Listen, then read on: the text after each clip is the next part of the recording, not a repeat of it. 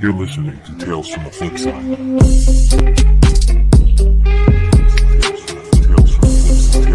Tales from the Flipside.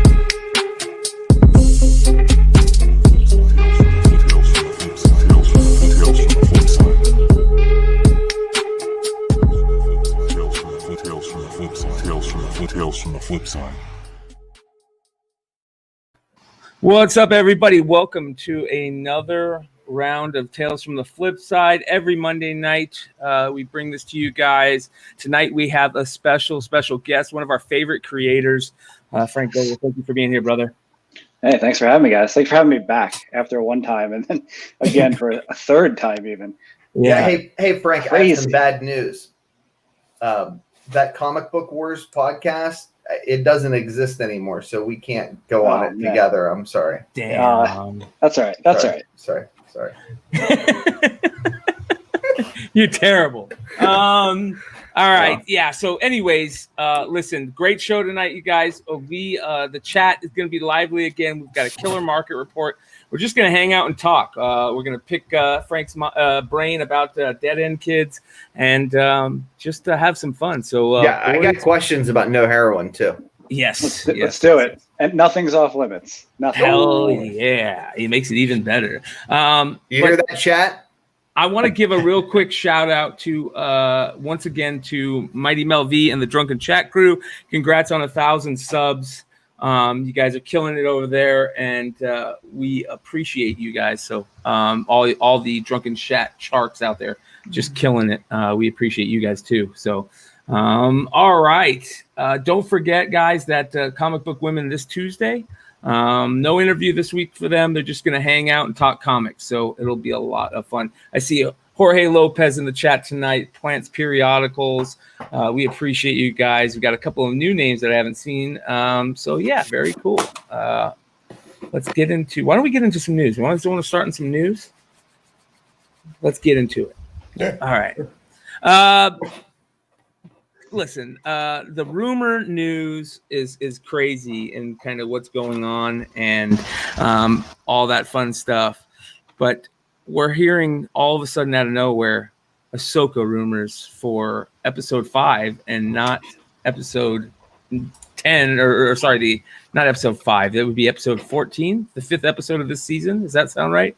That there are rumors that Ahsoka could show up in Mandalorian that early, which is crazy. That's nuts to me. Why wouldn't you just string it out like every other show and ruin our lives? Yeah, so long story short, the Dave Filoni directed episode is allegedly where Ahsoka is going to appear potentially with Sabine Wren and Bo-Katan having a little bit larger roles in the series, at least from what we're hearing. There is a couple alleged confirmations that have leaked, one in a Disney press release, another in a foreign country. Do we have those graphics, Brian? I will look them up right now if you want to keep talking about it. Yeah, I mean, so, I guess the question is, after so much of this stuff has been rumored, for the last calendar year that we're going to have the Sarlacc pit Boba Fett story, that, we're going to have X, Y, and Z, and then they promptly materialize. Are the rumors that we're starting to hear about Star Wars related shows more reliable for people or less reliable, or, what do you guys think? I think she probably won't show up till, what'd you say, Brian? My cord is all tied up. The last episode of this season, is that what you said, or no? We were all kind of thinking that if they are going to bring her on, it's going to be the final episode. It's going to be a teaser to break us into the next season, right? Or even just mention her name, like not even show her. Yeah. Well, they Or just show show. like her, like for her from the back, and maybe just an arm or something. I don't know. I wonder how little they'll show, more than just who knows. Yeah, will you show the graphics, Brian? Yeah, I so can't that find people- it. What I sent them to you. Sent them to you in Hangouts. They're the Okay. 2 photos, right? So Okay. you just pop them up. But the long and the short of it is, there was a Disney service that was purchased in India. It was like a former Fox related outfit that dropped this graphic. Then Apple TV produced this next slide, which is kind of a press release, for lack of a better description. Oh no, we'll talk about that soon. Hold on. Are you talking about the Packed Adventures one? It's like just text. Yeah. That talks about Rosario Dawson and Timothy Oliphant being guest stars on season 2 of The Mandalorian.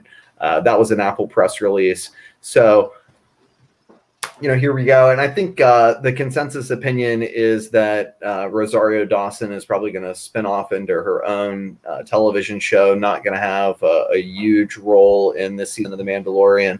That Bo-Katan will have a more substantial role because of the Darksaber sort of lineage. But if you're really interested in this stuff and you're like, yeah, Nico, you sound stupid, you should head over to the Tales from the Dark Side podcast that's also on this channel, because they know a heck of a lot more than I do and really have broken that down, I think, over the course of the last 6 months. They do a hell of a job. Marco, Solo Wookie, Morello, Peter Renna, and Leaky Trooper are waving the flag high, really doing a good job with the Star Wars stuff. It's very informative. Sometimes I have to write down what they say and then Google it, but most of the time, even an uneducated Star Wars fan like me can follow what they're saying. Frank, are you watching Mando at all? I haven't seen the first episode yet. I like to let them build up a little bit, because week to week it's just not my flavor anymore. But I do know about the last scene or whatever from the first episode, because the internet's awful. Yeah. Listen, we talk about it a shit ton on here, and I always say that thank God for Jon Favreau and Dave Filoni and reviving Star Wars. I don't think I've had a show since Game of Thrones where I really looked forward to it on a week-to-week basis, and I didn't get pissed off, kind of like you, Frank, where we're so used to binge watching stuff, or at least watching a couple episodes in a row, that as soon the show ends faster than it normally would. I remember when Game of Thrones was super hot and heavy, it felt like I watched 15 minutes of it and it was done. So I don't know. I love it. I think it's great. I think it's probably some of the best TV out there, or that of that medium. We'll see what happens though. Yeah, Space Cowboys for real. Yeah, and here's a really interesting thing. If you guys don't know about the score from that show, the music and stuff, I mean, that's one of the best things about it. I think the kid that does the music for that is the same kid that did the score for Tenet. And he's like something like 23-year-old kid in like Sweden. And beautiful. if you guys get a chance and you guys love listening to music when you're working or something, go throw on the Tenet original soundtrack. It is absolutely amazing. And he took the place for who's the guy? Hans Zimmer. Hans Zimmer. There you go. Hans Zimmer did all the Christopher Nolan movies. And have you guys seen Tenet? No. Yeah.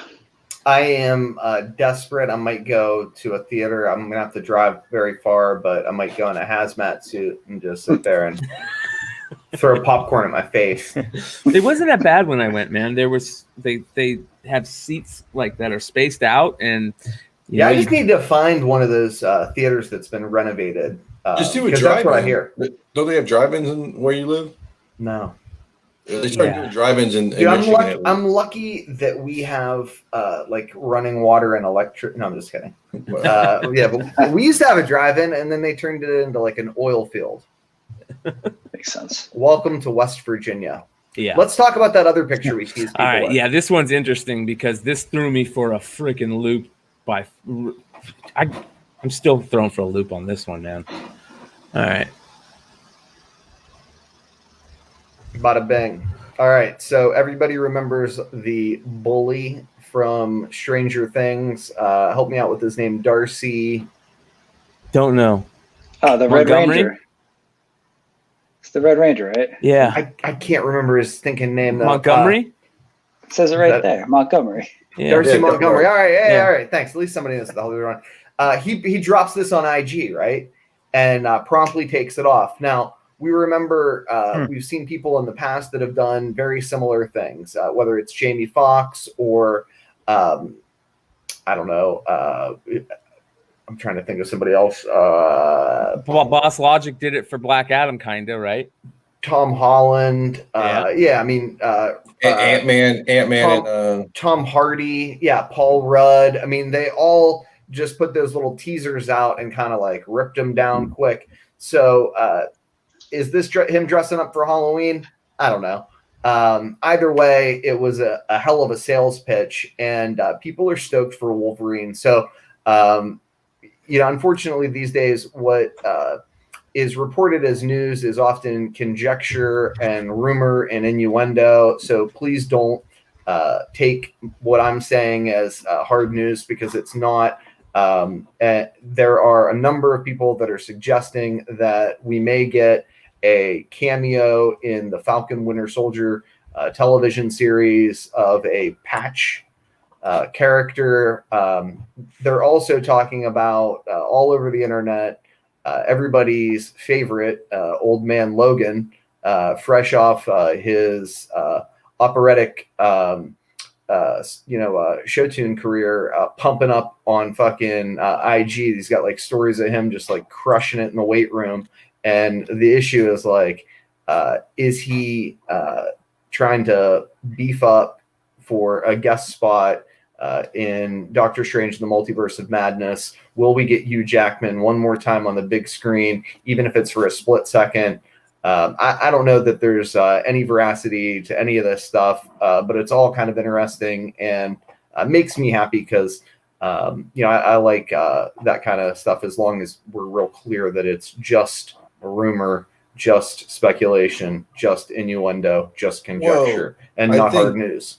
I think with The Rock being successful as, being the poster boy of trying to get a character or promoting a character, I think people see that and like, hey, if I want to get in this universe, I kind of gotta go for it, maybe. Sure. And maybe it might draw some attention. That's what I just see. You know what I'm saying? That's what I think. I feel like he would almost fit better as a Dakin. I don't even know if they can do that character, right? I don't know. Is there some continuity thing with that character? I think Anyways, I just hope they pick the right Wolverine. I think Hugh Jackman just was such a perfect fit for that role. Yeah. And it's going to be very hard to replace that role. It'd be like trying to recast Forrest Gump. Yeah, I got a feeling we're going to see a lot more of this, right? Just put him in the yellow suit like X-Men animated series, or the orange and brown suit, no face. They could do that. But all right. Let's see here. I want to get into one of Frank's projects and talk a little bit about Dead End Kids. And I saw that you got everybody already knows, but you have a new Dead End Kids series coming out soon. Let's talk about that a little bit. When did you start writing this new series? That's a good question. Toward the end of 2019. So the first book came out summer of 2019. The first issue was like just blew up in a way that nobody had expected, and pretty quickly SourcePoint came to me and they're like, "Hey, you want to do more of this? We would 100% publish more of this." And I was like, maybe, because I was writing Heroine at the time, and honest to God, I was like pretty stressed out about Dead End Kids. Like it was was like out of the fire into the frying pan in a lot of ways, like dealing with retailers in a way I'd never had before, like, you know, having like people from Marvel reach out to me, like it's crazy stuff. So I was like stressed out doing cons, doing signings. I was getting married. So it was like really busy. So I said maybe, because I didn't want to shut the door, but I also didn't have a story. And for anyone who read the first volume, there's pretty fine point on it. Like it'd be hard to go back and tell more stories. So I said maybe, but by the time the end of the year rolled around, I had a pretty good idea of where I wanted to take the story and how I wanted to do it. So I spent a lot of last year writing it, and here we are. That's really cool, man. I remember when Dead End Kids first came out, and it was a pretty big book. I remember it sold out, and it was big in the speculation market too. And I think the last time we had you on, we kind of talked about, you know, did you have anything plans in the future? And obviously you were either writing or, you know, it was done and you just didn't want to talk about it. It was right when No Heroine was going on, but people love this series. A matter of fact, Lucy, Mama Comics, she talks about the series all the time. What has the fan response been like?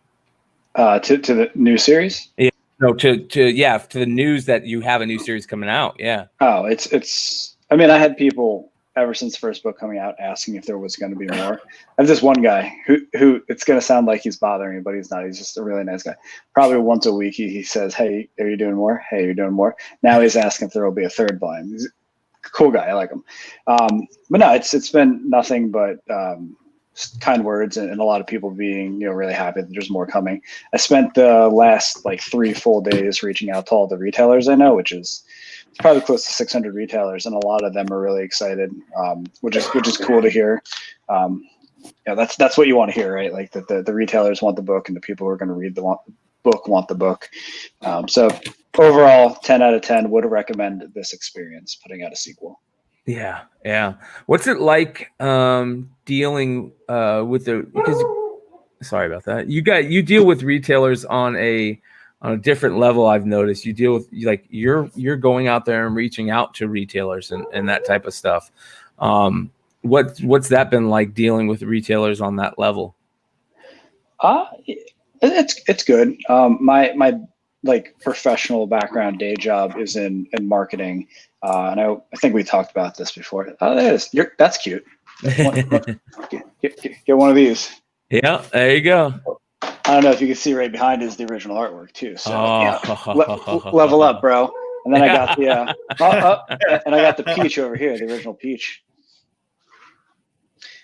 That's awesome, man. But no, talking to retailers it's you know, when I first started out, and because of like my training from a day job, like my mindset was always audience acquisition is my responsibility. It's not going to be some field of dreams bullshit. If I build it, people will come. You know, they're just going to find me. So I'm out there reaching out to retailers every day, talking to them, building relationships with them, making them want to carry my books. And it's the same thing with fans. Like I'm in a lot of the fan groups, interact with them. I try to keep up with people who want to be kept up with. Like it's honestly like 80% of what I do is kind of build these relationships and maintain them, and the rest of the time I'm writing. Yeah. I love the fact that, well, I don't love the fact that we went through what we went through over the last year, you know, with the pandemic and everything. But it kind of was nice to see how you dealt with, you know, creating the books and then still being part of, you know, the fan culture. I see you reach out to a lot of people on Facebook. You talk to a lot of people on Facebook, which is really cool. What has it been like dealing with it through the pandemic and everything? Honestly, like in a lot of ways, it threw me for a loop. You know, obviously conventions are a big part of my promoting and sort of just, you know, my general existence anymore. Like I do 20-22 a year. So missing those means no FaceTime with, you know, fans and readers and new potential fans and readers. Same thing with signings. Like I don't have the opportunity to do signings like I used to. So I had to really quickly kind of pivot and find a way to make up for that. So just, you know, leaning into the online presence thing helped a lot with that. And it's honestly, you know, in terms of scalability, like it's a lot easier to talk to 400 retailers on Facebook Messenger than it is to call 400 shops or visit 400 shops. and it's been an experience. It's exhausting and draining. It's not the way I want to be doing things, but it's sort of it's the world we're in, and like you kind of gotta roll with the punches, Yeah, 100% on that one. We're all in that same world right now of craziness, and just gotta get by. It'd be nice. It's nice getting by with comic books, though. I'll tell you that. Have you been you dealt with some stuff on No Heroine? Because I remember No Heroine came out right at that time, and there was kind of an issue because of or printing. Like I remember you were kind of worried there that the book was going to have printing issues because of everything. How did that work out? Yeah, so the book solicited in the April catalog, which came out toward the end of March. Diamond did its last week of distribution the week of March 25th. The only reason I remember that is that's the week the Dead End Kids trade came out. So like it's just snuck that in under the wire.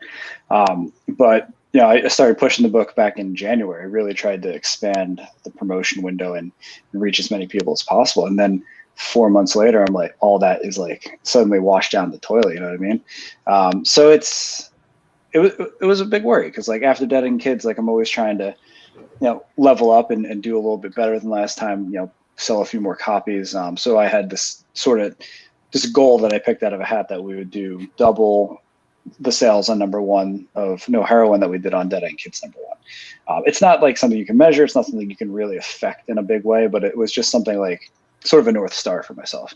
And I was feeling pretty good about it. Like we had done a ton of promotion. I was on like 50 or 60 podcasts, YouTube shows, and I talked to a bunch of retailers. The announcement variant was getting a lot of heat off the bat, and then all of a sudden, there was a huge question about whether it would come out or not. Like would it come out this year? Would it come out ever? Like what was going to happen with the industry? Like a lot of kind of like rampant speculation without a lot of information.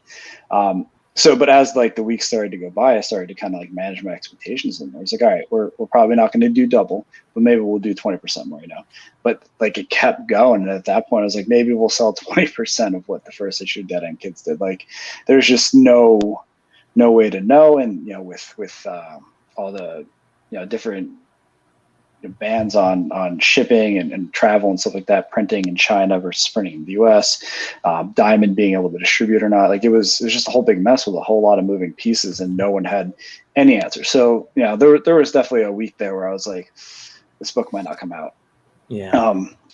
But luckily, through a lot of awesome people working really hard and making things happen, the book ended up being delayed exactly 1 week.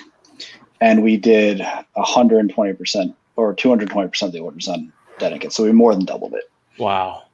That's freaking awesome. Yeah. Like I'm counting like my blessings over here to this day. Cause like it seemed so unrealistic at one point. Yeah. Congratulations.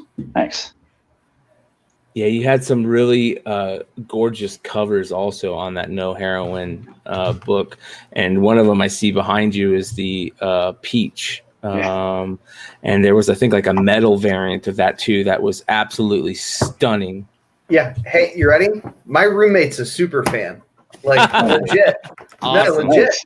Yeah. Nice. Can we get him to talk to you on here? If I can. Absolutely. Absolutely. Come on. I'm gonna use the restroom real quick. I'll be right back. He refuses to. He's like, but you can show my books. He got 9/8 of the metal.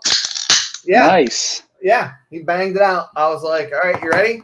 Then he picked up the retailer relief copy. It's actually, I won it on the auction. He won it in an auction. He was your auction winner. Like I said, nice. he's legit a super fan. Yeah. Yeah. Not to mention like all this other cool stuff. Because he's legit a You know what's hysterical? super fan. You know what's hysterical? I have not seen almost any of those covers in real life yet. Oh, they're gorgeous. Wow. Yeah, whoever Yeah. did them for you did a hell of a job. So real quick, while I'm thinking about it, and got a pin. the pins are great. I got a whole bag of them. But so I don't know if he was able to grab one of these when it came out, but this is the announcement variant for Hold Dead on. End Kids 2. Let me take a look at this. Ooh. Yeah. So this is Phil Seavey, who did the San Diego one for Dead End Kids Volume 1. So this is sort of our sequel to the sequel. But I don't know if he was able to grab one of these, but if he didn't, tell him to hit me up. I got one for him. Nice. Nice. Very He said- cool. he said he's got an announcement variant for you. Hit him up.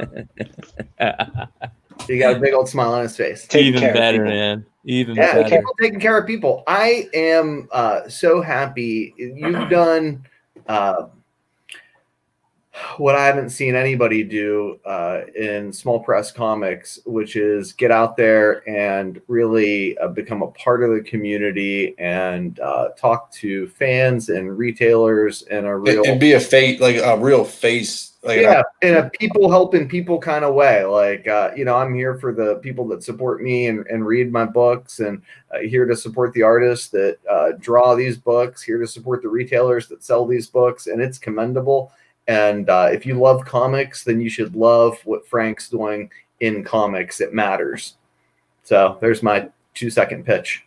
Jonathan from Hive Comics actually put me on to him. Oh, yeah. And Jonathan from Hive Comics, if you guys heard him, was the person who turned him on to you. He'll be on this Saturday on the Comic Book Strategic Investment Podcast. So we'll get to talk about, what you guys may have in the works.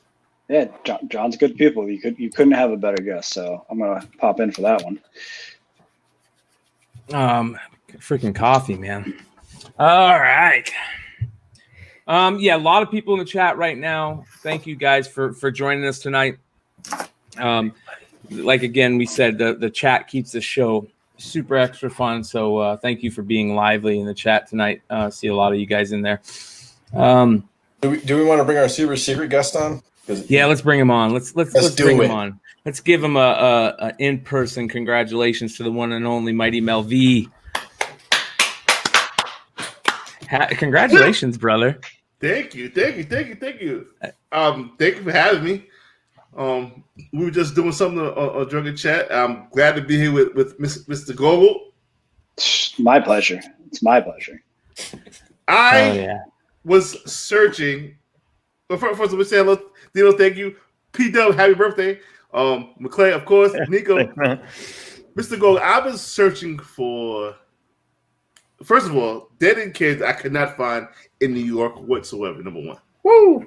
When that first came out. So I want you to know Is that good? Is it good or bad? That's a good thing for for you, bad thing for the reader, but it's a good thing for you because that book was so in demand.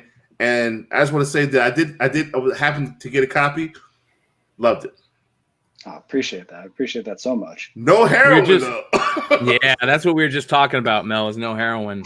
I had to look at your last appearance and one of your friends sent me a nice bundle of No Heroin #1s, but that book was impossible to find in the world because so many people just gobbling it up. And I want you to just keep up your good work, brother. I met you at NYCC about a year ago. I don't know if you remember. I was pretty twisted. Listen, man, NYCC it's always a blur. Like there are Exactly. straight nights where I just don't go to sleep, and it's because Source Point Press locks me out of the Airbnb. But we'll talk about that another time. Nice. So I'm just here. I'm glad to be a part of this, man. I want to think I really appreciate the work that you're doing, and you're doing a great job. Just keep it up, brother. Keep it up. Can Thank we you. talk? Thank you. Let's talk a little bit about Peach Momoko because I think how lucky was it that you Mind-blowing. that you timed that perfectly. I can't even take credit for it. It was Jonathan. Wow. So yeah, that was all Hive Comics. I don't know how much you guys know about the behind the scenes stuff, but Jonathan used to be involved with Anomaly Comics, who did I have it right here, Ben Temple Smith cover for Dead End Kids Volume 1. I love that cover. Yeah. I have this prop because we have a new cover to show later. But yeah, so Jonathan was involved with Anomaly did this, and then Jonathan went off to do his own thing, Hive Comics, and they were, I think, the first group on board to do a cover for No Heroin. Like they were early adopters, like before it was announced and everything. And I, honest to God, didn't know who Peach was. I had actually met her. My buddy Garrett Gunn, who does Franklin and Ghost, and he has got a book Cold Dead Hands out right now. He got a commission of his characters done at a con we were at, and he had me like walk over to her table with him to pick it up, and I was like, oh, this is really nice. And like I had no idea who I was meeting or anything like that. No offense to Peach, I am just terrible at artists. And then they're like, yeah, we're gonna do these Peach covers, and he sends me the files. Like, okay, these are cool. They look good. I had no idea what was coming, like no idea at all. And like, I don't know if I'm being like a braggart here, but I feel like that was probably the last Peach cover people kind of spec'd on hard before she blew up. And we had those in the can since like December. Yeah, and I remember it was such a big thing that people were trying anything to get those metal covers because of how awesome that cover is. Yeah, I remember people talking about that for a long time. And I think you're 100% right on. It was the perfect timing. It was that probably that last book that really sent her in the stratosphere was that book. And now, man, she is. I don't know how she's still drawing. She's got to be so tired of all the covers she's putting out. It's just crazy. Her hand look probably like this. Yeah, it's probably stuck. Yeah. Hey, I'm sure she's smiling all the way to the back. Oh yes. Yeah, that'll make your hand go like this. Yeah. Shout out Banana Momoko.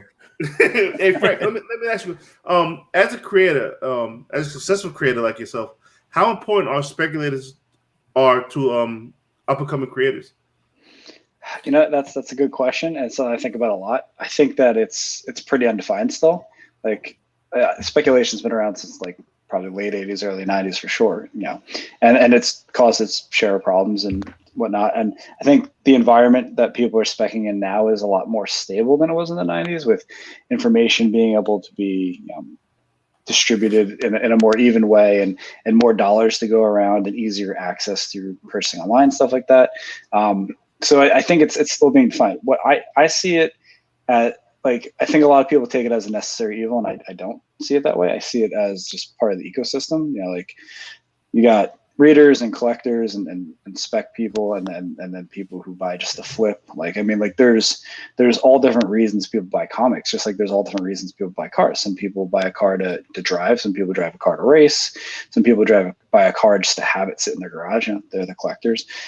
So like, I mean, it's recognizing the role in the ecosystem, right? Like, you know, you don't want to throw it out of balance and like have the bear eat all the salmon, and then have like whatever the salmon eat run rampant in the river or whatever, and like throw everything out of whack.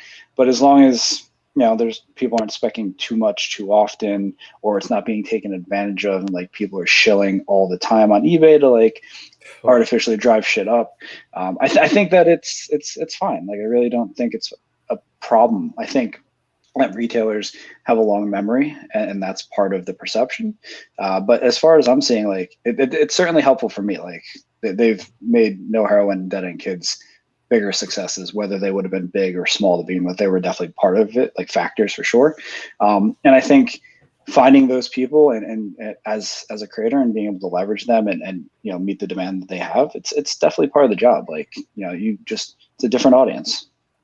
It's exciting to watch things happen that fast with some of these books, and it's also exciting to watch it when it's organic, when that growth is really slow, as Mel says, you know, letting the beat build, you know.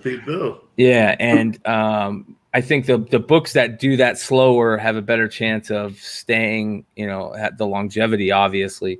But there's some books that not only, I think they hit that perfect storm. They hit it with the art, they hit it with the story, and they hit it with the rarity. And I think that's kind of one of the things that the Peach Momoko No Heroine Hive Comics metal cover did, or just the cover in general. Yeah, like it was a perfect storm. Do you guys see the like the secret metal they did? So it's the art from the first one, but it's got like a wallpaper type background on it that looks like this. This is like the inverted version of it. That's the logo from the back of the book. But they did that. They did, I think, 20 of them, and they were never for sale. They could only be like gifted back and forth. That's cool. I can tell you that I sold mine for $1,100, and I had to talk the guy down from his higher offer. Yeah, that's it. Wow. Yeah. So and they have a 9.9 of it. Wow, that's gorgeous. Yeah, it looks really cool. And like that white is actually silver, so like chromey silver. Wow. It looks great. She did such a good job with that. to me, and this is no offense to Peach Momoko. Peach Momoko is an amazing artist, but to me, for me, in my personal opinion, she's hit or miss. Man, did she knock it out on this one. This is like one of her best by far pieces of work. It is really good. It really is. It's striking, and like her color choices were pretty cool. Like the actual cover is just like this kind of garish yellow and green brown kind of combo, almost swampy, and like she still managed to make that look great. Yeah, it's cool, man. I love it. Congratulations on everything with that book. Before we go, so any shot that you're gonna talk to us about volume 2, or yeah, I will tell you anything you want to know for 5 minutes. Is that in the works? Volume 2's in the works? It is in a early development stage. There will be one. Like, I'm not going to fucking beat around the bush. Chris and I were talking earlier today about what that might look like. He's working on the last cover for Dead End Kids right now, so that was what that call was actually about. But yeah, it'll happen. Trying to figure out when it makes sense. What about this? Let me get it even more stickier territory. Has there been any rumblings in Hollywood about making this into something? Hollywood. Hollywood. I can say that I now have an agent who represents my work in Hollywood. He's a really nice guy, really passionate about comics, gets the potential in a way that I think the other agents I talked to didn't. Nothing is official. No contracts have been signed. Let me ask you this: would you rather see on the big screen No Heroine or Dead End Kids? Like this specifically the big screen, like as a movie, or just developed? You personally, or an HBO television series, or an HBO television series. I would honestly, I'd like to see them both definitely as shows rather than movies. I think the older I get, the more movies I see, like the less awesome I feel. But like it's too limited a format to tell like a really good, meaningful story. Let me revise my question. Sure. Would you rather see made into a visual media? I think we're coming up on that really nostalgic era for Buffy. Like we're about 20 years removed from the last episode airing. I think that we got to fill that void. And there are some similar comics coming out from other small publishers that are making some pretty good Hollywood moves. So I want to get ahead of that. Yeah, for sure. Especially with, I think back again to where we're at in the world right now, a lot of those places are wanting to create the TV stuff, which is good for us, for fans of the medium. So, well, hell yeah, man. That's awesome. I think that is something we were hoping to hear, that everything was going, as good as it could go for No Heroine, and we're going to see some more in the future. So hell yeah. All right. You want to get into some market report? What do you say? All right, here we go. Market report, ladies and gentlemen. So I have already set to go here. There's some really crazy things that I did not expect to see in this week's market report. Every market report every week blows me away, but this one was fun. We're gonna start it off with this ASM 300 Chromium edition. We have the Spider-Man one Chromium edition. I think last week. I don't remember what it went for, but this one, Marvel Collectible Classics Spider-Man #1, the 9.8 Chromium cover, went for $1,150. One bid. I saw this book in Baltimore with Mel. I don't know. Me and Mel weren't there. Me and Mel were there, but we were in 7. This guy bought a PGX version. It was like a 9.6, and he resubbed it out of CGC on site and got a 9.8 out of it. Wow. These books, a lot of these books grade high because of what the covers were made out of, right? They're that chromium material that doesn't really bend. It's almost like And it was like a lenticular cover almost. Yes. Almost. Yeah. All right, you want Z's data? Yes. All right. The 2020 range was between $1,450 and $720. It's really been all over the map. This used to trend close to ASM 300 in value. It's about 25% of that. Now, I guess the question is, will this pick up in price? And, we've seen kind of ASM 300 explode, whether or not that's a result of shill bidding and shenanigans or some other reason. I'll leave that for other people to draw their own conclusions. I've kind of voiced my opinions about where I think that book should be price-wise. But I think that's kind of an interesting question for the panel is, will we see this book experience comparable growth? And if we don't, does that kind of confirm people's reservations about the price tag on ASM 300 9/8? I like this book. There's points where I like this book more than ASM 300. The only reason that it isn't something that I like really geek out is the way you got them, which was through a Wizard ad, and you could just buy as many as you want, if I remember correctly, and people just didn't do it. But I love these chromium Spider-Man covers, whether it's ASM 300 or Spider-Man #1, which we saw the other week. I just haven't found any at a cheap enough price, and it looks like they're dropping a little bit, right? So one of the world says fuckery foot. Yeah, it could be one bid, right? I'm glad to see the phrases just transfer over. Yeah, no, I think this book's where it generally trends. I assume he's referring to the ASM 300 9/8 explosion. But I don't want to speak for him, but I think that's what from a betting man we're talking about. Yeah. On to the next one. Avengers Annual number 10, first appearance of Rogue at 9.8, sold for $889, 21 bids. Wow. Not bad. Yeah. The highest price tag this book has sold for is $1,325 for a newsstand. 1981 is a bit early for a significant premium, at least from my understanding of how the direct market and newsstand distribution went. Certainly, there are people who suggest that because books were on spinner racks, they got destroyed, and newsstands demand a premium. But that is kind of up for debate. The book continues to climb. Lots of sales of non-newsstands in the $800 to $900 range. This is a book you could have gotten for a lot less money just a little bit ago. Yeah, but for what though? I mean, I understand it's the first appearance of Rogue, but it's like for what? Like I guess in the collector of me is like, why is that really important? I mean, yeah, she was Rogue's a big character, bro. She has a cult following. She's a strong character. That X-Men Adventures cartoon, man. But are they going to make a Rogue independent movie? I mean, you know what I'm saying? I don't see it jumping crazy. I just see I see this book as a downer from a point that. Do you think that we're getting to the point with comics now where people are speccing on the book and not whether it's going to be a movie or not anymore? Like, I feel like with the influx of people, they're back to speccing on, oh, this is a great character that I want her first appearance of, rather than. Well, they're doing both. I mean, the speculators are getting smarter. They're speccing 5 years down the line instead of 2 years down the line. That's exactly what I think they're doing. It's a great point.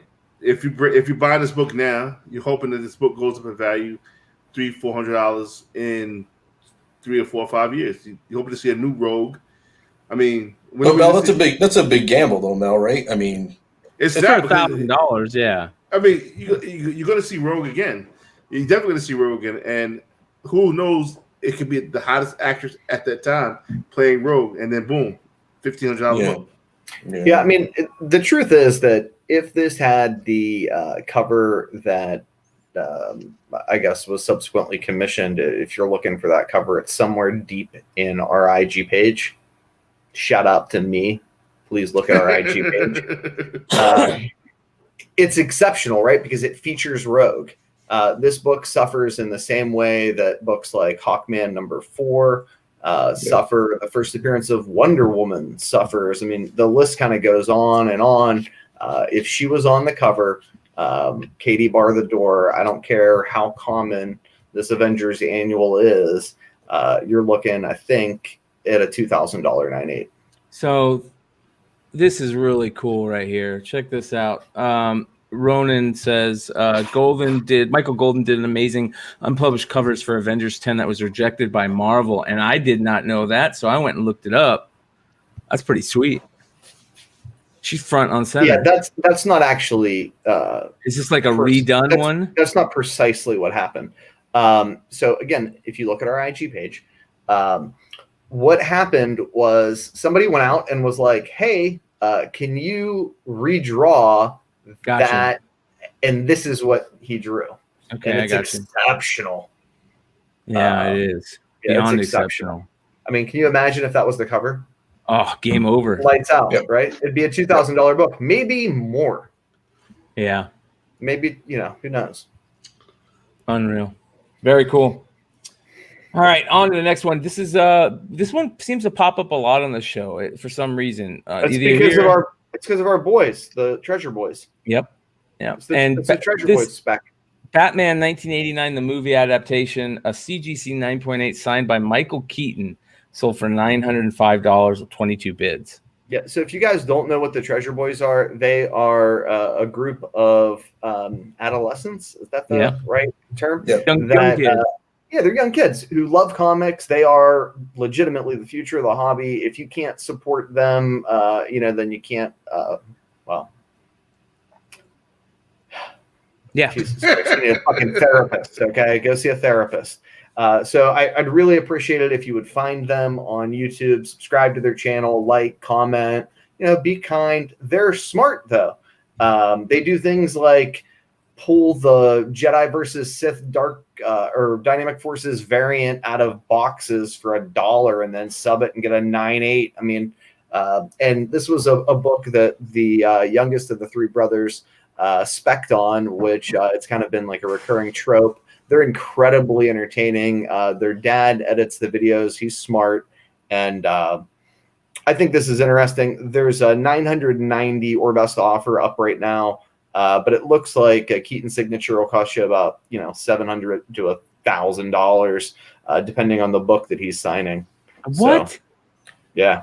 So they're taking a loss on this book. Well, I mean, I'm not going to spend $900 on it, but somebody else will. That's a lot of work for a $50 profit or a $20 profit. That's crazy. I could. We just saw where Harrison Ford was charging like $1,500, but Michael Keaton's doing the same thing. That's nuts. Oh wow! Well, everybody got to get paid in COVID, man. Yeah. I'm sorry. Previous sales cost that much. I have no idea what he charges. Right. Interesting. So yeah. Previous sales have been between like $700 to $1,000. Okay. Yeah, I apologize for being unclear. All right. Yeah, he's not Harrison Ford. He's cool. On to the next one, and this is a two for Batman Beyond #1. We got a couple one, and this is an interesting story, right? Yeah. So wow, I'm really upset. I missed the third print. Son of a bitch! It's the only 9.8 on the census. Damn! It only sold for $366. Wait, no, it didn't. It was just a smart photo that excluded the white box, and they got a huge premium for doing that from some poor unsuspecting schlub. Son of a bitch. So what is the #1 in 9.8 the regular go for usually? Well, we're talking about a lot of different books here, right? So when I refer to the third print, I'm talking about a composite issue that uses the same cover, but it's like multiple issues, and there's three printings of that. There's a white box variant, a Six Flags variant, and then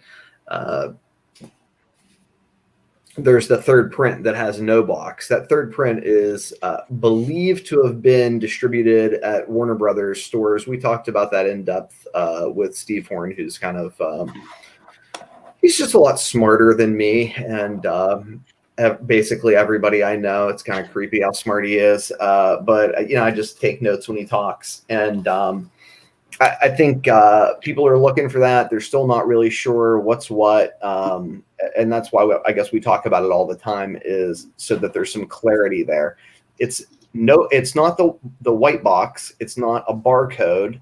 It's no box whatsoever, like actual just full art. That's the third print. That's the real rare one.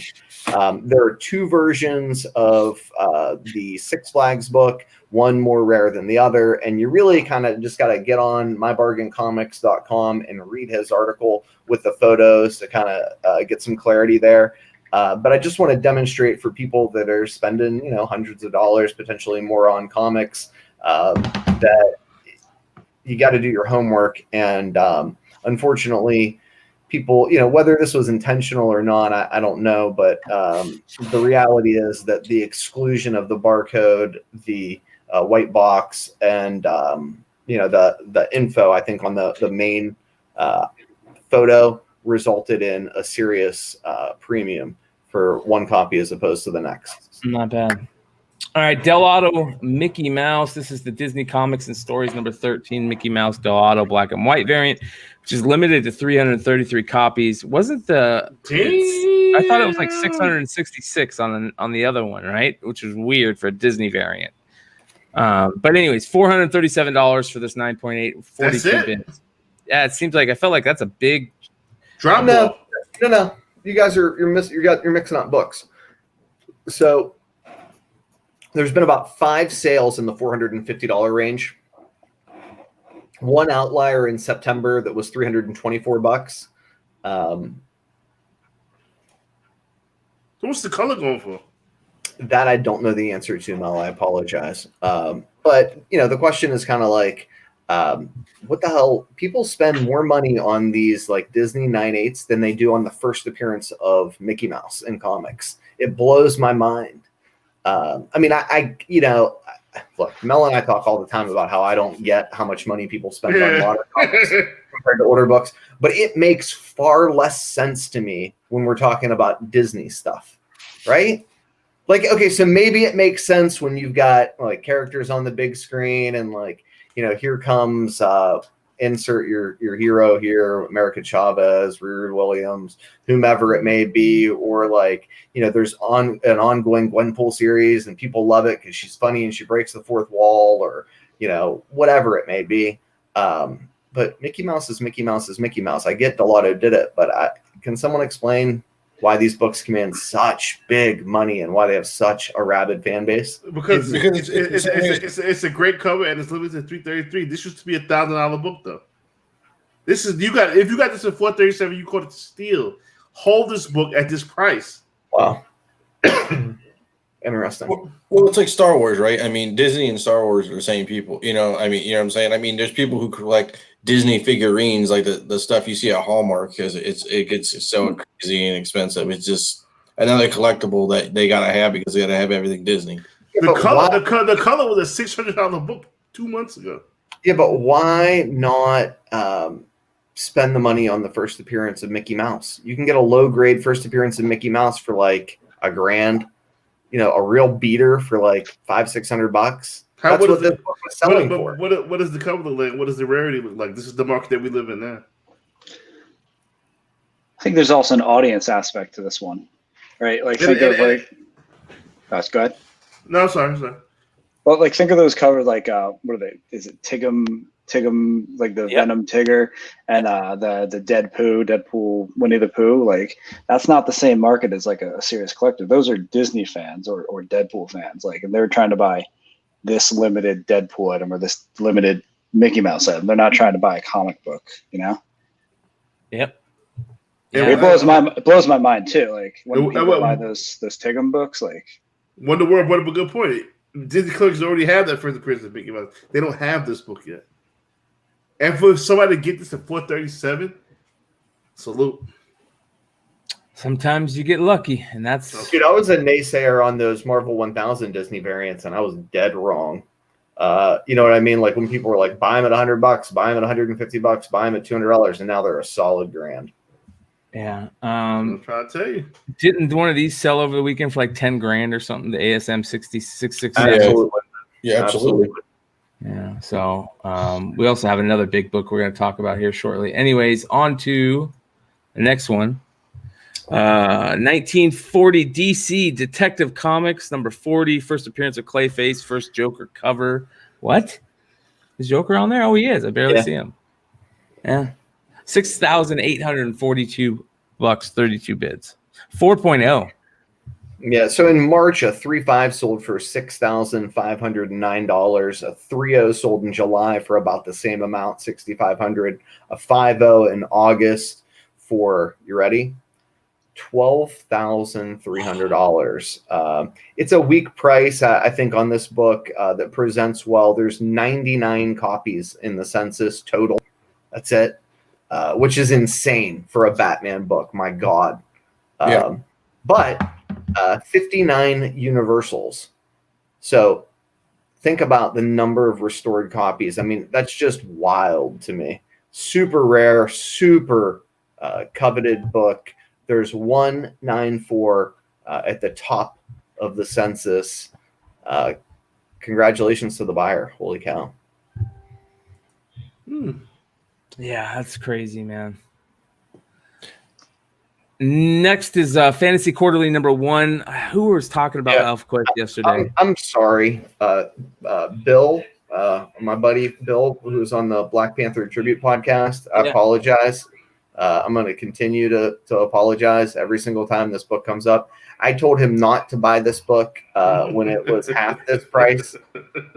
It's like, nobody cares about fucking ElfQuest. Right. Yeah, well, I was dead wrong. Add that to my long list of being wrong. It's moving. The last sale was like $710. We discussed it last month. People are really going deep on these copper and bronze keys, whether it's the Crow or, name your independent comic, right? The Usagi Yojimbo books. We've seen TMNT go crazy. Yeah, but why ElfQuest? Now they're going, because this was serious for people that are about 45 years old. Not me. Hello, me. Not you. I hated ElfQuest because this kid. You also hate dinosaurs, Mel. So I mean, yeah, I do. But there's no dinosaurs in ElfQuest. But I hated this book because this kid Christian always had them, and I wanted them, but I'm not paying $800 for it. 9.8. But ElfQuest was awesome. I'm not gonna discredit ElfQuest. ElfQuest was awesome. Yeah, so 800 for a 9.8. What's interesting, we're seeing a lot of these characters, like the first appearance of Grendel. I mean, you can kind of go through them where it went from like the A-listers to the B-listers, and okay. Well, so what's the C-listers? What's Thundercats 1 going for? That has to be more than fucking. Well, we're seeing that too, right? No, it's not, because it's much more common, but there's movement on Thundercats. G.I. Joe stuff is moving crazy. Seeing a lot of people buy, just like Macros is getting a lot of push from collectors, going back to those copper, Bronze Age, independent keys. Yeah, but I can understand that because that was all shit that people of my age, we grew up on. It's a nostalgia factor. Macross, Thundercats, Silverhawks, even G-Force, which is known as what is G-Force known as? Gotcha, man. We grew up in it. There was no ElfQuest cartoon. There was no other. If you didn't know about ElfQuest, then you just didn't know about ElfQuest. Did you guys like the Netflix TV show that Will Smith did, the elf magic sort of show? Yes. I freaking loved it, and the critics panned it. It's pissed me off ever since.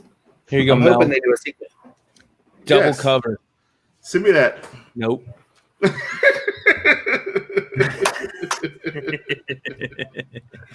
All right, on to the next one. Fantastic Four and 110, the Green Air variant. I love this book. Oh, I had to snag that one, man. Yeah, what a great book. That's cheap. Yeah, this is like one of those famous fuck ups, right? Like big time in the collector baseball card, sports card world. Everybody loves those airs, and this is a comic air that is notorious. So yeah, this is what Z. So apparently Z missed this one too. He's like, snapped up quickly. My comic shop sale at $175 stood out as it sold in very quickly. He goes strong price versus the $465 for a CGC 6.5. in September of 2019. A few other best offer sales. I think when it comes to the Fantastic Four, those early books are serious money, and then there's this lone, like variant that's acknowledged by CGC that's like another standout, but just not a lot of other books to choose from. So I think people pay serious money for this one, who are diehard Fantastic Four fans, and it's a smart spec play. For my money, it's one that I'd like to get a nice copy of as we get closer to the FF on the big screen. Well, I wonder how many are out there, because how many people in this chat or in the chat? Dude, you're none. Fantastic Four, right? Yeah, none. Oh, I have you got one? I have a full run of Fantastic Four. You got the error variant? I have both. And a full run with all of the freaking variants? I say full run, but I got my number one sitting right next to me because I'm a show off. So Hold on. Oh man, it's beat the shit, but it's signed by Stan. So Hey, did you get that in Indianapolis? No, I bought it at C2E2 2 years ago. Was it from an older dude, kind of? Ditko Club. I don't know that dude. That's the name of the shop. Okay, I don't. Is he from Louisville? Is he from Kentucky? Nah, he's I want to say he's like Connecticut or maybe Delaware, somewhere on the East Coast. Okay, I saw from Jersey. Yeah, I saw a really beat Fantastic Four like that with a Stan Lee signature. The guy, it was like 4 or 5 years ago. The guy wanted like a couple grand or $2,000. I passed on it. Do I kick myself? Yeah, JJ paid a little more, but 109 on the census. So that's kind of the it's like 35-cent price variant rare. Yeah, you know what I mean. Yeah, I love how the blue costumes are pink. It's so funny to me, man. All right, on to here you go, Mel. Moon Girl. What? Moon Girl. Johnny Craig file copy for Moon Girl number 5, Zombie Terry from 1948. Sold for $1,733. All right, so everybody know who Johnny Craig is? No. Johnny Craig is the cover artist for Crime Suspense Stories 22. The head off hatchet. The decapitation cover. One of the most beloved artists of the Golden Age. File copies, Gaines copies are a nightmare to find. Certainly, Johnny Craig's file copy, I imagine, will also be a freaking nightmare to find. It's the first EC horror story.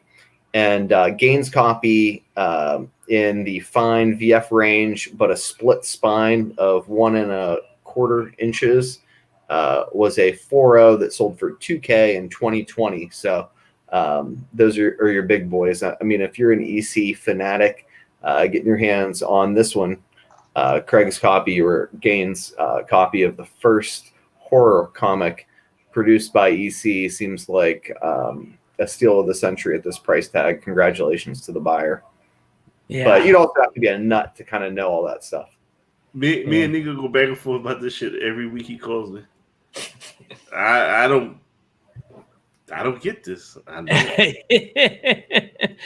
Golden Age, it's just I feel like anything Golden Age is selling right now. It doesn't matter what it is. It's just selling. It's making good money. Yeah, and that's the beauty of the hobby, right? That people can come from completely different perspectives. People would hate me if I was going to say what I was going to say. Well, you want you like different Moon Girls, right? For $1,700, you'd probably buy the 9/8 variant of Moon Girl and Devil Dinosaur #1 before you'd buy this, wouldn't you? If I had, well, can you get two? Can you get two? Yeah, I would get 2 of the other one than this one, and that's just me though. Then Johnny Craig's file copy, right? Yeah. So you say that, and I'm like, you would call me crazy. I would be a little bit stronger. I would say that we should probably confine you to a facility, someplace with soft walls, padded walls, get you a straight jacket. This does not appeal to me. Is it because of the cover or just of the Golden Age era? I just don't get it. Okay. I just don't get it. Like some people are Patriots fans. I just don't get it. So that's my thing too, Mel, is like Schomburg, like Captain America Schomburg and Marvel Comics Schomburg covers. I don't get that either. Like I'm just not a fan. It's just I love them. I literally know. will I sell know. pints of blood to get my hands on them. Second Prince, I don't get it. I just don't get it. And Third ironically, Prince, I love that stuff too. I don't get it. give me. I started collecting comics in the early '80s. I mean, late '70s, early '80s. Till I stopped for a while, then I started back again. This is what I know. This is what I love, and I'm stuck there. We talk about this many times. Like this old shit. I don't mean to call it shit, but this old stuff. Frank, do you tap out at the Silver Age, or do you go back into Gold, Platinum, Atomic books? Or I don't have any. Like if one came across my my preview, maybe like some early Captain America, maybe. Like I'm a big Marvel guy, so like I wouldn't rule it out. But most of what I'm into is late '70s forward. Like I don't think of it in terms of like ages. Like I mean, I have a 4-run FF, but I like FF. Like it's not Silver Age or Bronze Age. It's Fantastic Four. You know what I mean? Like I got a first Hawkeye because I like Hawkeye. Yeah. Fantastic Four, for the record, is a readers/writers book, right? I mean, it's the smartest Marvel comic of them all, I think. It's pure sci-fi, like in a way that a lot of the other Marvel comics aren't, especially that first 106, 120 run, like the original Stan Lee stuff. But yeah, I think so. And honestly, like most of the stuff everyone loves about the Marvel universe came from this book. It just did better in the other books and like developed more. Like Black Panther debuted in this book, and everybody loves Black Panther now, but nobody loves Fantastic Four. It's crazy. I collect Fantastic Four because just wait, it's coming. Oh yeah, once John Krasinski gets cast as Mr. Fantastic, it's a wash. Like it's over. You just wait. Yeah, and that's coming. Silver Surfer will hopefully be close behind. This is a good comic. What does a file copy mean, Nico? So in other words, what they're literally file copies, right? Like the publishers would keep one copy. Gaines is particularly amazing because his storage system, putting comics in Mylars, was subsequently used by the Library of Congress, right? Like they took their cue from him after they tried to prosecute him in congressional hearings for how to preserve these books. So, if you're a Seduction of the Innocent fan, you'd love that history, or a freedom of speech person, really have an appreciation for kind of how horror comics were front and center on the national stage, the subject of like all this craziness. A book like this has a value that you can't put a price tag on. And this was Craig's copy that he got, which was probably a comp copy. I don't know if I would call it a file copy, but I don't know the history about how file copies were given. For all I know, Gaines was a wild man. He might have put it in a Mylar for him and stuck it in a drawer, and then when they retired, said, "Here's your books, thanks." I don't know.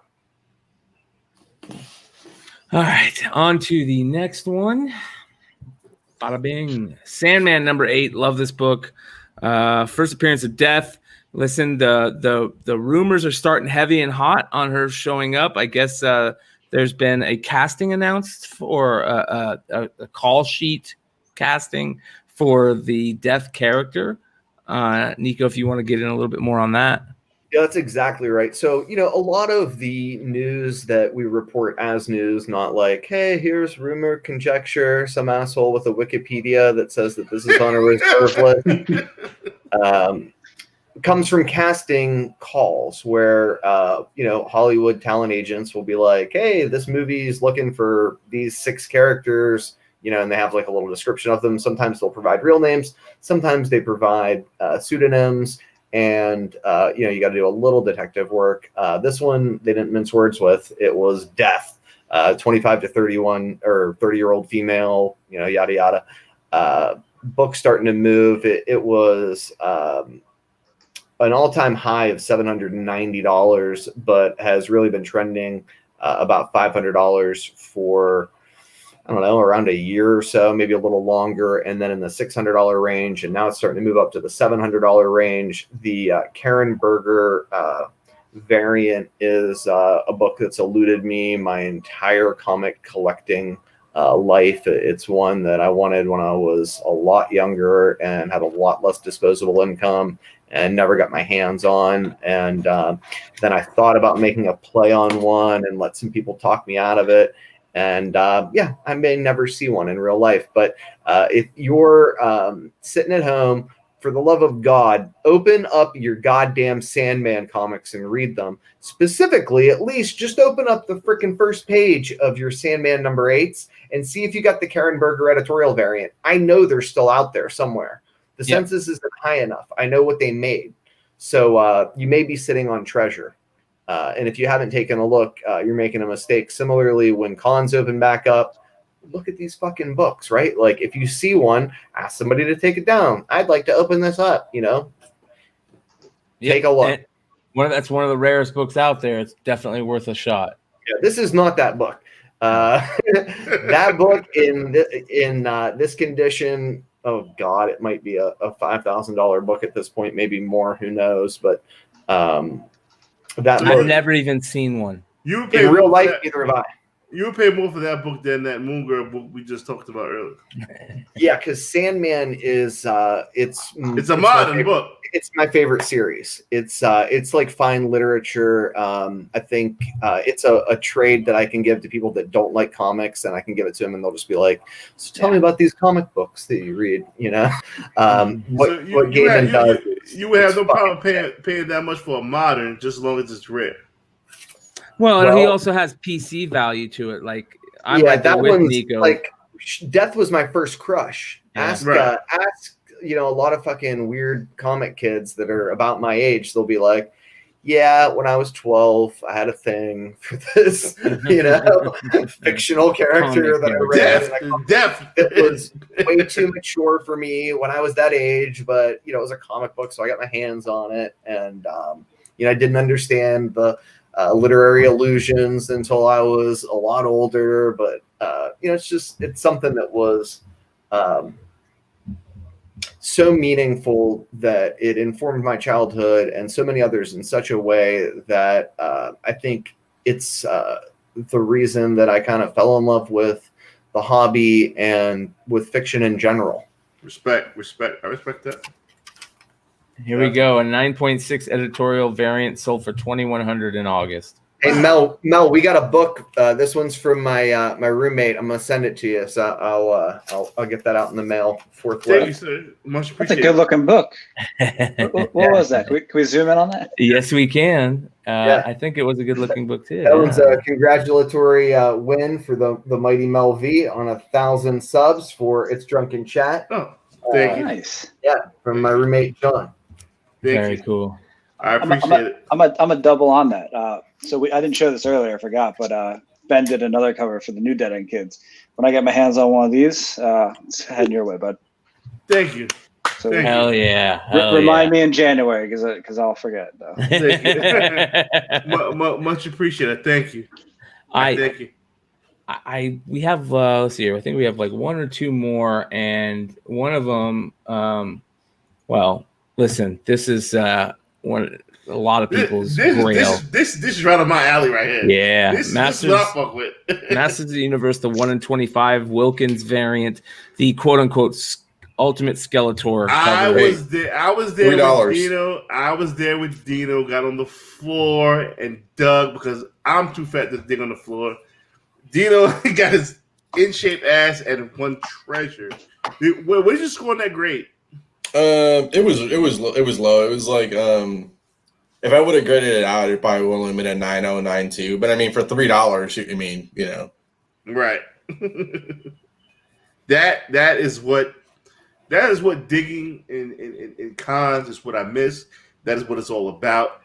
And you remember that, dude? It wasn't even a real comic book place. It was like a place where they had like collectibles, and he had a crap ton of things that said variants on a long box. Yeah. I remember I was standing like kind of right next to you. I was like, I'm too fat to go down there.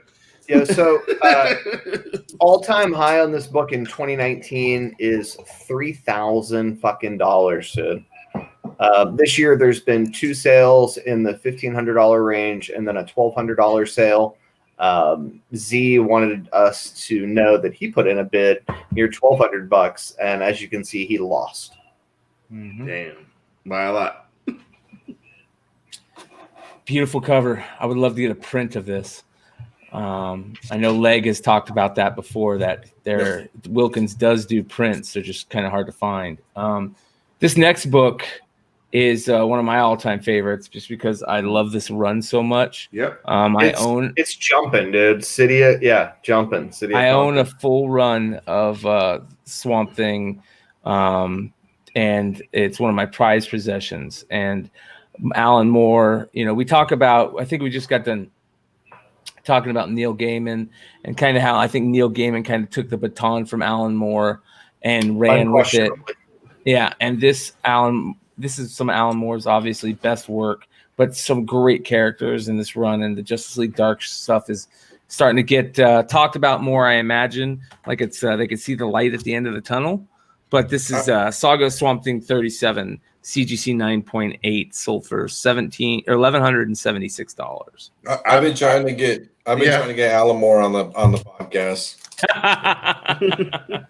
Let me know. Yeah. He and I would get along famously. I think we could be friends. We could definitely be friends. But he does magic. Yeah, dark black magic.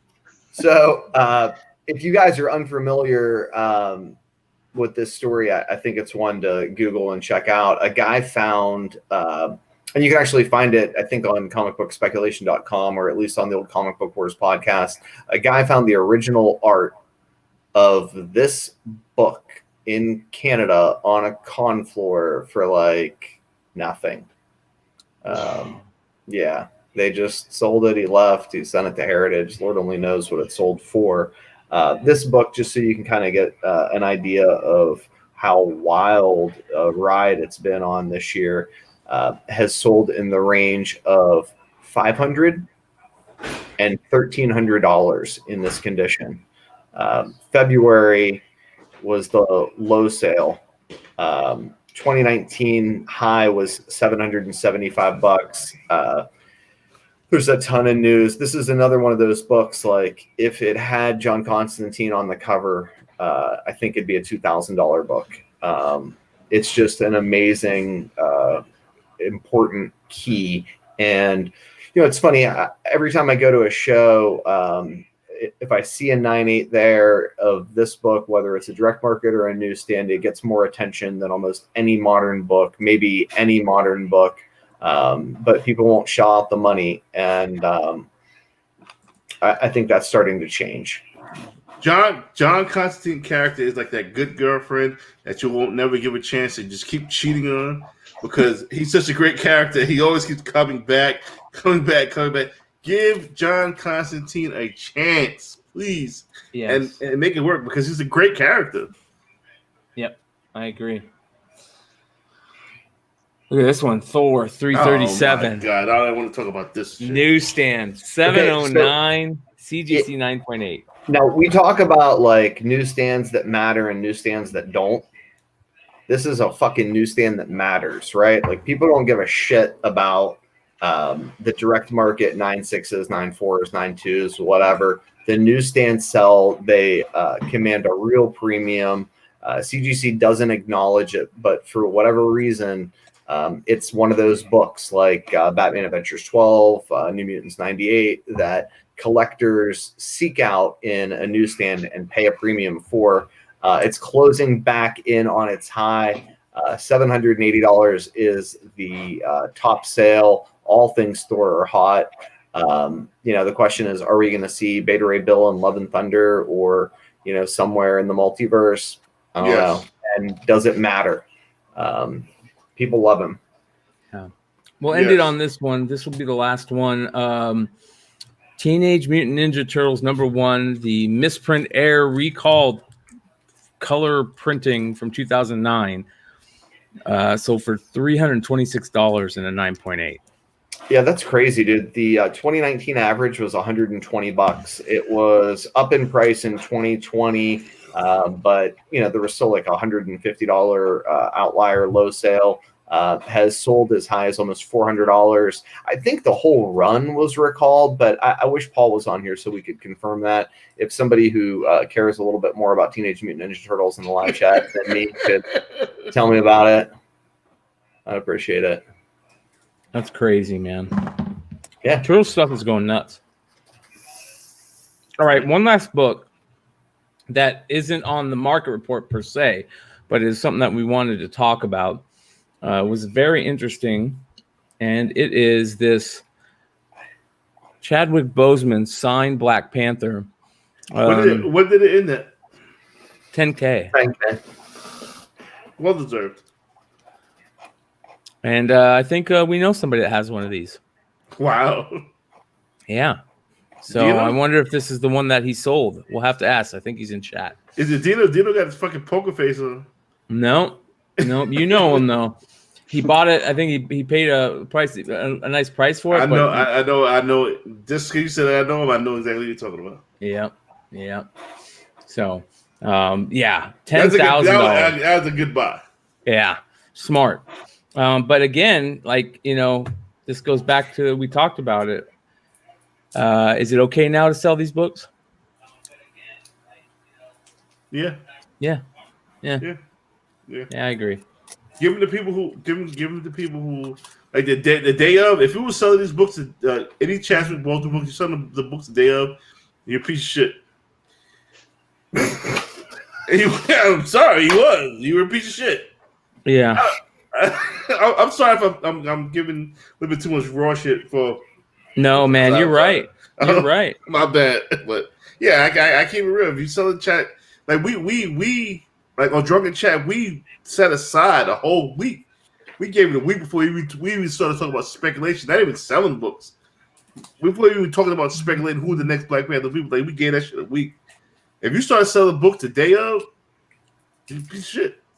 That's just my opinion. It's just crazy to see a book sell for that much, like that. How rare was this book? I think it's one of one. No, Steve Horn has one. No, 9A, I meant. Oh, yeah. It's a great book, though. $10,000. All right, anybody got any pickups? Yeah, I do. You go first. I gotta unbox mine because people yell at me. Well, Frank's got a pickup already, right off the bat. Let's see what he's got there. Yo, get this book. It had a pretty high print run for a Vault book. It was like 28K.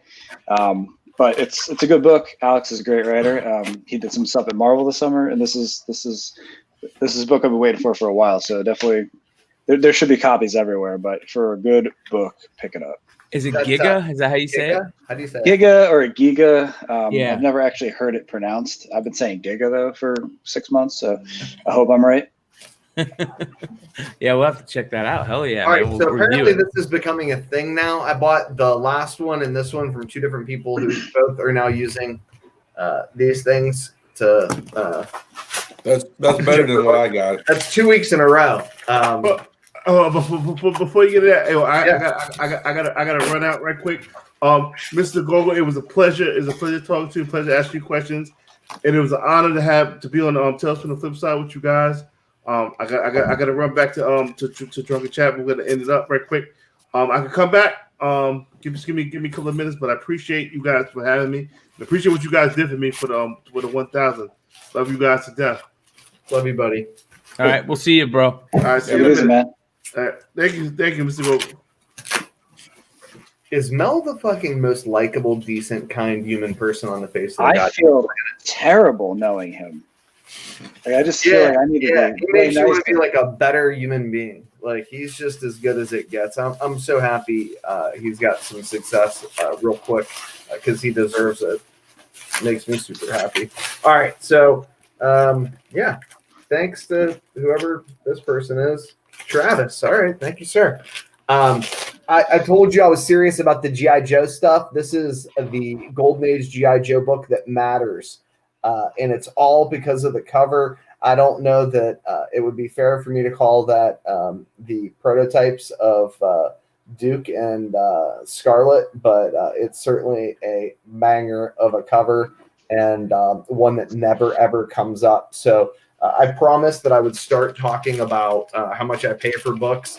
This is one that, in this condition, I sort of expected that I was going to eventually break down and pay like $1,000 for. But somebody posted one for like $500 or something, $600 on eBay. And I was like, nice, sold. So I was about to hit buy it now.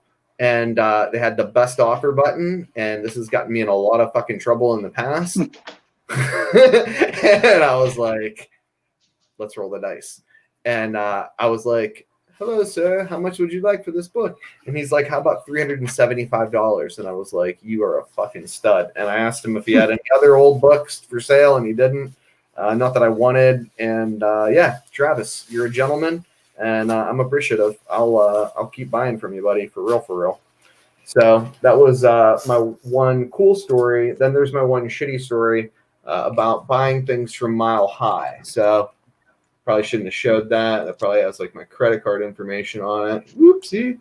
But long story short, I got one of those Teen Titans Go number 23, a near minty copy.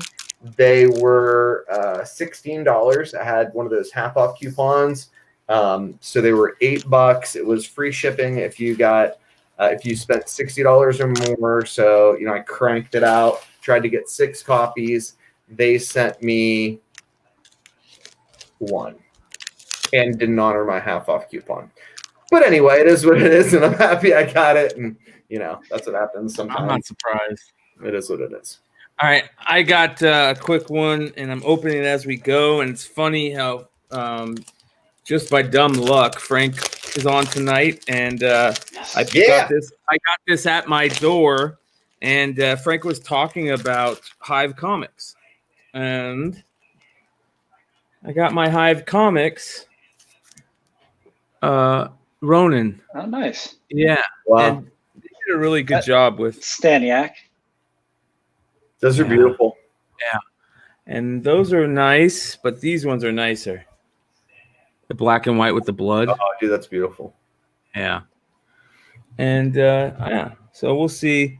I'm probably gonna try and keep one of each, maybe just the black and white, and grade the others. But I like it. I wasn't gonna go heavy on all the Ronin stuff, but I figure if I'm going to buy any, I need to buy my favorite cover. And out of all the exclusives, that was my favorite. So, yeah. Do you know? You got anything? Yeah, I got a bunch, dude. So I'm bringing back the crown of the king of Craigslist. And so I didn't really want these, but he threw them in. So I got a bunch of trades of Justice League, like Origin, and there was that flash video. But it was, I guess it was a trade. I didn't really know. I don't remember that Flashpoint we were looking at. You were like, grab all the Flashpoint stuff. Yeah, they were was touching trade paper. Son of a bitch. Whatever. That's all right. It'd be interesting to read. It's been a long time since I read that. New 52 was what, 5 years ago, 6 years ago. Justice League 50, right? That's a banger? Oh, popping, dude. Yeah, it's popping right now. It's like $40, I think. So I got these offered, like, we'll just say cover price pretty much. And then I got a bunch of Green Lantern books from Rebirth. That's a whole run of Green Lantern Rebirth. I got a Justice League 52. Sure. I don't think this one's not the era. Which one's the era? It's 51, I think, on the air. Oh no, it's 52.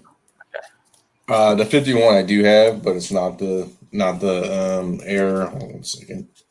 That's a great storyline. That storyline right before that, the Dark Side. I showed this one off a couple weeks ago, but this was in the lot too. It was a Teen Titans 12. That's like a 9.8 that I got for like $3. So not bad. Here's a Green Lantern 20 from Rebirth. Let's see what else I got. It is just like a whole bunch of other Green Lantern miscellaneous stuff. Wait. Where's the Jessica Cruz? It's in here. Yeah, I know it is. Is it 30 and 31, right? 31's the banger, dude. If you notice the conflicting news stories, I love that cover. That's 30, and look. Different run. Oh, different run. That's Green Lanterns. Yeah, this is Green Lantern. the Green Lantern Rebirth issue is help me. Her stuff's from the Jessica Cruz stuff's from Justice League. Justice League, and Hold on one second. I got a whole bunch of stuff here, man. yeah, Yeah, the issues were there. I just remember seeing them. yeah, it's Green Lanterns. I got a bunch of Green Lanterns from Rebirth. What do you guys think about the news now that, or at least the conjecture, comicbooknews.com published a story that indicated that the Far Sector character is going to be the lead female on the Justice League TV series, that it's not going to be Jessica Cruz. And I'm like, well, Deadline reported to the contrary. I don't know what the hell's going on there, but I don't know what to believe anymore. Yeah, You know right. what I mean? Yeah.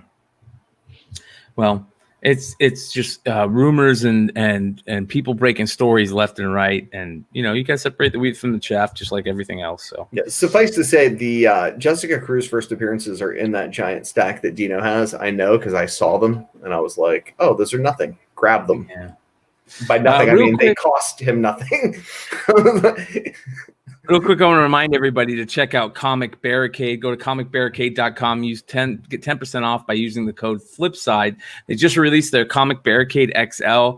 I opened up a new pack today because I was having the hell of a time trying to resort boxes for grading books, and you're pulling boxes out and making smaller boxes, and so they came in really handy for me today. But they also have card ones for your card collectors. So go check out comicbarricade.com. Use the promo code Flipside. Get 10% off of your order. And remember, guys, the Dark Side crew is reviewing the Mando episodes, so keep your eyes on that. And Comic Book Women is Tuesday, tomorrow night at 6 p.m. Pacific time, 9 p.m. Eastern, 7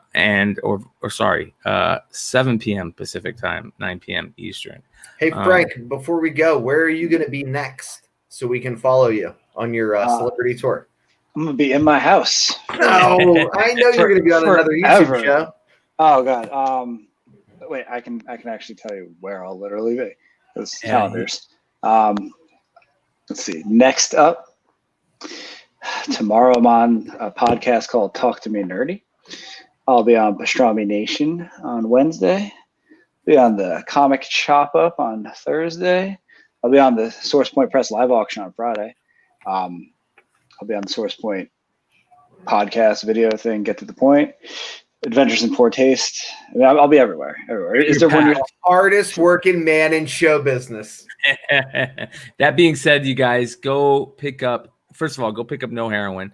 I know most of you guys either have already tried to pick up and picked up Dead End Kids. But Dead End Kids, Suburban Job, what's going on with that, and where can they find that? Dead End Kids, Suburban Job. It is a fresh start. So if you missed the first book and you want to read it, like you don't know, no required reading or anything like that. If you like the first book, it is more of the same look, same feel, same team. This is the story of three kids in 2008. They are the loved ones and survivors of September 11 victims of differing kinds. So we've got the daughter of a firefighter who dies on Ground Zero on September 12th, the brother of a soldier who's killed in Afghanistan a few years later, and a young Pakistani-American woman who is sort of living in the exacerbated racial tensions in a post 9/11 world. And it's these three kids dealing with problems like the kids in the first book. Difference is these kids are doing it sort of in isolation, so it's kind of like an inversion of the first book, and it's a heist story, so it's a little more fun than the first book. But it's in previews right now. I think the print run's going to be really low, something like that. Orders are due by December 12th, December 4th. We've got a couple of extra covers for the book. I showed the Temple Smith. This is a 1 in 10. And then we got Orion Kincaid 1 in 5. This is the first of a 4-part connecting cover set. So I think that as the issues start to come out, these will be harder to get a full set of. Just trying to make good books, trying to give people what they want. People really like the 1 in 5 Temple Smith on No Heroine, so we're experimenting with the slightly higher threshold on this one. If I had to pitch the book, I'd say this is definitely favorite of the two. I think it's the better book. I'm a better writer. Nanad's a better artist. This one's a little more personal to me. I grew up in New Jersey, sort of on the southern shore of the Raritan Bay, which looks across to Lower Manhattan. So like I grew up looking at Lower Manhattan, and I definitely remember 9/11 and watching sort of everything happen in real time. It's really seared in my brain.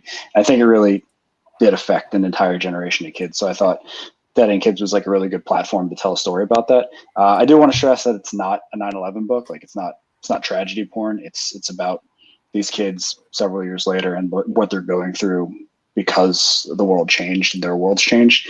Yeah, I'm excited. I want people to check the book out. I think the story is better, and I think that it's going to speak to a lot of people and in a different way than the first book did.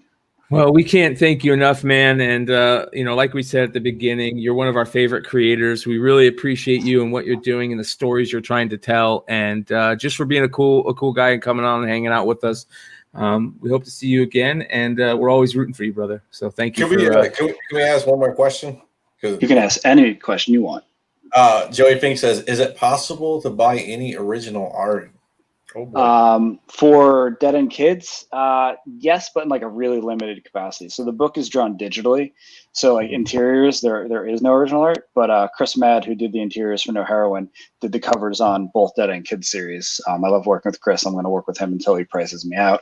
But there are original art for the covers. I've got the cover to #1 behind me. 2 and 3 from the first series exist somewhere. I think Chris has both of them still, and all the new covers haven't been put up for sale yet, so they're all still available. So this guy, which I think is probably my favorite of the lot from this book, maybe second favorite, but we got that great New York skyline down at the bottom. Lots of little Easter eggs in the art for after you read the book. Some things make sense. So that one's out there and available. Hit up Chris. Chris isn't shy about selling his stuff. But make sure you pay him well, because Chris deserves it. He's the hardest working man in comics. Man, let's get these guys some money in their pockets, because they're producing the things that we love, and it's good story too. So make sure you guys check it out. You guys, Comic Book Women tomorrow. Keep an eye on the Dark Side for Mando reviews. Hot 10 every Friday, and come check us out again here next Monday. We will see you guys next time. Adios.